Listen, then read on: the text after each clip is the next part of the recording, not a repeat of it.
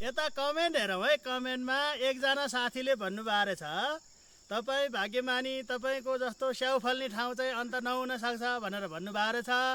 त्यसो होइन, स्याउ मात्रै खेती गर्ने भने होइन है। मैले स्याउको ठाउँमा स्याउ, जहाँ स्याउ हुन्छ स्याउ रोप्ने हुँदैन। केरा हुन्छ केरा रोप्ने, आँप रोप्ने, सुन्तला रोप्ने, जुनार रोप्ने, अङ्गुर रोप्ने, ओखर रोप्ने, यी हरेक खालका फलफुलहरू विदेशबाट हाम्रो देशमा जति पनि आयात हुन्छन्, अर्बौँ रुपियाँको चाहिँ आयात हुन्छ। त्यो चिजलाई चाहिँ न्यूनीकरण गर्नको लागि देशको लागि पनि फाइदा भयो, तपाईँको व्यक्तिगत आर्थिक स्थिति पनि सुध्रिने भयो, हरेक कुराले चाहिँ फाइदा हुन्छ। त्यो भएर नफल्ने भन्ने छैन। ल हेर्नु, हाम्रो ठाउँमा स्याउ फल्छ, ठिक छ, यति धेरै फल्या छ, यति धेरै फल्या छ यी।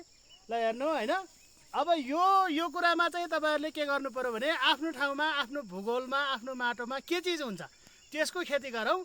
विदेशमा तपाईँ 5 वर्ष बस्नुभयो भने त्यहाँबाट आउँदाखेरि तपाईँको पेन्सन पाक्छ भन्छु म चाहिँ।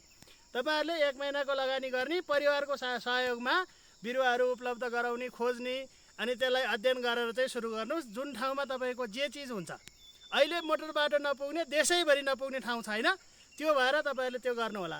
धेरै साथीहरूले बाँदरले खान्छ भनेर पनि भनिरहनु भएको छ। म यो बाँदरको कुनै समस्या नै होइन भन्छु है। किन समस्या होइन भनेदेखि बाँदर चाहिँ मान्छेले छोडिदिएपछि मात्रै आउँछ। हामीले कुरेर बस्यौँ एकदम त्यो चाहिँ हिँडिहाल्छ। अब तपाईँको व्यावसायिक रूपमा गर्नु पर्यो। 1-2टा बोट लगाउनु भयो भने तपाईँलाई ठुलो समस्या हुन्छ। त्यो कुराले दैनिक रूपमा हेरेर बस्न सकिँदैन। तर 1500 को हिसाबले तपाईँले खेती गर्नुभयो, 100 भन्दा माथिको हिसाबमा खेती गर्नुभयो भने तपाईँको वार्षिक आम्दानी पनि 10 लाख रुपियाँ हुन्छ। तपाईँले 2 जना मान्छे चाहिँ पाले, बन्दुक बोकेर, यस्तो चाहिँ लौरो बोकेर, बन्दुक बोकेर, गुलेली बोकेर जसरी पनि बस्न सक्यो, केही समस्यै छैन। मान्छे राख्दाखेरि तपाईँले 20,000 तलब दिनुभयो, 30,000 रुपियाँ तलब दिनुभयो भने पनि तपाईँको 2-3 लाख रुपियाँ तलबमा खर्च हुन्छ, बाँकी तपाईँको 100% बच्छ है। त्यो भएर साथीहरूले मेरो ठाउँमा हुँदैन कि, बाँदर लाग्ला कि, चराचुरुङ्गी लाग्ला कि, केही चिन्ता लिनु पर्दैन। ढुक्कले काम गर्नुहोस्। हस्, नमस्कार।